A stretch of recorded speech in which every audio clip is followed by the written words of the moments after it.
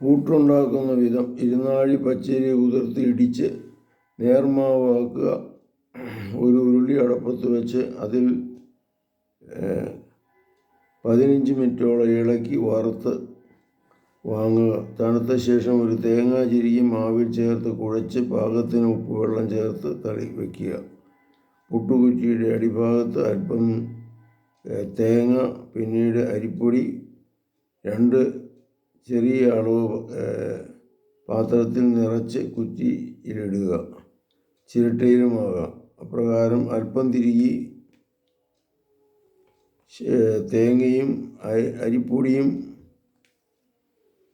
ഇട്ട് ചേർത്ത് കുറ്റി നിറയ്ക്കുക. വാമുട്ടമുള്ള പൂട്ടുകുടമാണെങ്കിൽ പകുതി വെള്ളം നിറച്ച് കുറ്റി അതിൻ്റെ മുകളിൽ വച്ച് മീതെ ഒരു ചിരട്ടയോ മറ്റോ കമഴ്ത്തി അടച്ച് വേവിക്കുക. നല്ലപോലെ ആവി വരുമ്പോൾ വാങ്ങി കമ്പ് കൊണ്ട് കുത്തിയെടുക്കുക. ഇങ്ങനെയാണ് പൂട്ടുണ്ടാക്കുന്നത്.